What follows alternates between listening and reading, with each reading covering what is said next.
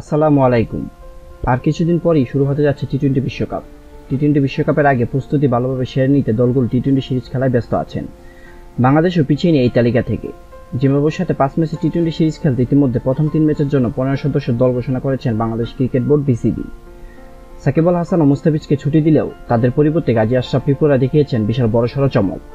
দীর্ঘ বিরতির পর বিপিএল ও ডিপিএল-এর পর জাতীয় দলে আবারও ফেরানো হলো পেস বোলিং অলরাউন্ডার মোহাম্মদ সাইফুদ্দিনকে। মূলত বিপিএল ও ডিপিএলে দারুণ পারফর্ম করায় তাকে আবারও জাতীয় দলে সুযোগ দিয়েছেন গাজী আশরাফ ত্রিপুরা। সেই সাথে ফিরেছেন আফিফ হোসেন দুর্ব। জাতীয় দলে অফর্মের কারণে বাদ পড়া আফিফের সম্প্রতি ডিপিএলে ভালো করায় তাকে আবারও জাতীয় দলে ফিরিয়েছেন টিম ম্যানেজমেন্ট। ডিপিএলে পারফর্ম করার সুযোগ পেয়েছে পারভেজ হোসেন ইমনেরও।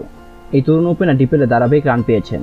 তাছাড়া প্রথমবার টি-টোয়েন্টি দলে ডাক পেয়েছেন তানজিদ হাসান তামিম। গাজী আশরাফ ত্রিপুরা যে পারফর্ম করা ক্রিকেটারদের দলে সুযোগ দিচ্ছেন তার প্রমাণ আবারও দিলেন জিম্বাবুয়ের সাথে টি-টোয়েন্টি সিরিজের দল ঘোষণায়।